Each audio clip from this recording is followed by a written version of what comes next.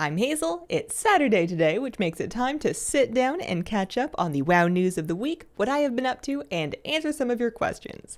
This week, we got an official patch date for patch 10.2. The next patch is going to be coming out week of November the 7th, which is the weekly reset following BlizzCon. That's November 7th for North America, November 8th for EU, or just under 3 weeks from now, which feels a bit strange. I feel like, until it's been Halloween, I can't really process BlizzCon, but BlizzCon's like days after that. The raid will open 1 week following those dates on November the 14th, and a huge change they're making this tier for Amirdrassil is that LFR is actually going to release along with the rest of the raid, or at least the first tier of it. So Normal, Heroic, and Mythic are going to release November 14th, and the first wing of LFR will release on that same day. The second wing comes out the week following, third wing the week following that, and then the final wing seems to take a bit of a gap week, presumably due to the holidays.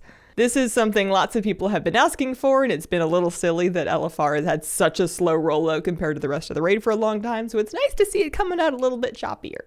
Speaking of the new patch, Blizzard devs gave an interview to Game Rant this week talking about the new public event Superblooms, and the big takeaway specifically was that this new public event is going to scale better with fewer players, making it feel less impossible to do if you're the only one there doing it. This may not feel like that big of a deal, especially if you're somebody that's feeling kind of burned out on public events after how many of them we've had in Dragonflight.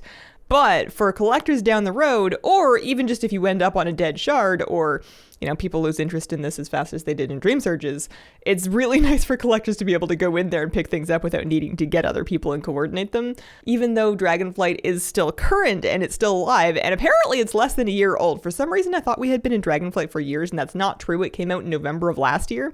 But events like the Tuskar Soup and the Centaur hunts are already much harder to farm collectibles from, and the expansion's not even over yet, so it's nice to see that they're being more forward-thinking about it, and they've kind of learned from their iterations.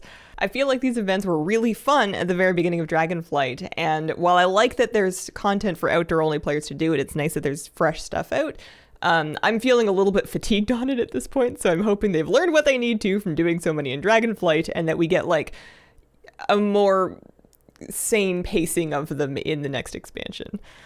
Other news this week, the Headless Horseman mount farm has been confirmed by a blue post to work the same way as the Love is in the Air mount was changed to, meaning a stronger chance on your first kill per account per day, and then that chance in this case will also scale up with Wickerman curses.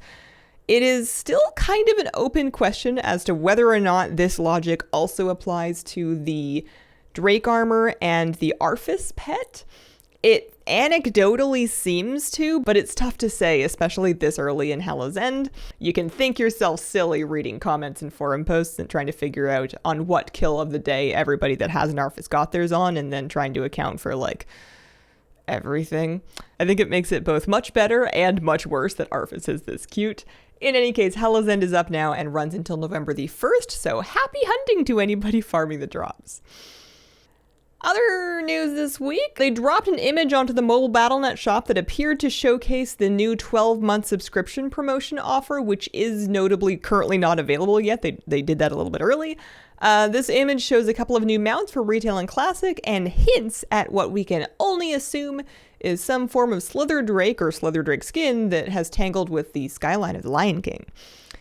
Again, it's not out yet, but it's worth thinking about when you're considering these kind of 12-month sub-bundles, what the next 12 months of WoW is going to look like, and whether or not that's something that you're planning to play anyways. Like me, I play all year round. I don't really care if there's new content or not because there's always transmog to farm, but a lot of people do play seasonally, and we are approaching the point where there is likely to be some amount of downtime before the next expansion. We have no idea how much. They've certainly been releasing content at a much faster pace than they used to do, but it's hard to say, so something to think about. And then in my life this week, I have been getting back into retail. I've been catching up on my Dragonflight pet collecting on stream. It occurred to me that I was missing a bunch of them, so I've been doing my best to rectify that. Arfu is kind of throwing a wrench, but, it's early. There's still time. And then in real life, Moose is doing good. We've passed 2 months with him now, and it feels like we have had him for years. It's weird to me that he has never in his life seen winter. He just hasn't existed through one yet. And it's strange that something that can walk and bark and eat this much food and also leaves and dirt and stuff has just not been around that long. Maybe that shouldn't surprise me. I kind of hope that we get at least one proper snow this year so that he can see what it is. And questions for this week. Karam Clam wants to know, do you think that Blizz will make the 100k Augment rune unusable when the new patch comes out, like they did with the Zereth Mortis rune when Dragonflight came out? I'm guessing most likely that is usually their MO with these permanent Augment runes, is to disable them whenever the next expansion comes out. Not always. There is at least one example where they just never did that, and people do sometimes still use that old rune for a minor primary stat buff that you can use at will. But even if it does continue working, the way that stat scale and change from expansion to expansion means that it will probably be a pretty negligible buff in whatever's after Dragonflight. Definitely don't invest your 100k expecting to get big returns in it over the future. It's pretty much just for this tier. And then Kubin wants to know, do you have any wishes or suggestions for the new WoW expansion and any thoughts on the leaks so far? So as far as the next expansion, my big wish list item, if it was up to me and I could just make things appear out of thin air, would be for them to take another stab at player housing. I've talked about wanting them to do a version of player housing that is completely cosmetic only and not tied to either gold making or the rest of the game. I just want a place to stash all my trophies and to decorate pretty much. But I guess I can always just play Animal Crossing.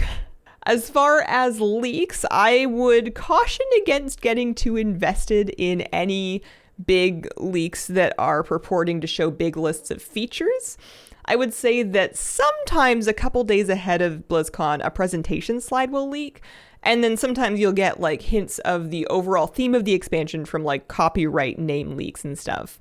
But if you were looking at a huge list of bullet points, those have a tendency to turn out to be fanfiction. Occasionally they do have a grain of truth in them, but I would, as a fun game, go dig back and look at some of the forum posts and like the old leaks for expansions that have already come out to see how true they actually turned out to be. To be honest, I don't really even read them anymore because I know that I'm gullible and I can just wait until they tell me at BlizzCon. And that has been the week. Thank you very much for watching. If you've got a question for a news video, please pop it in the comments. Include the word question to help me find it. Appreciate you guys. Stop by a stream sometime if you like, and have a wonderful, wonderful day. Bye.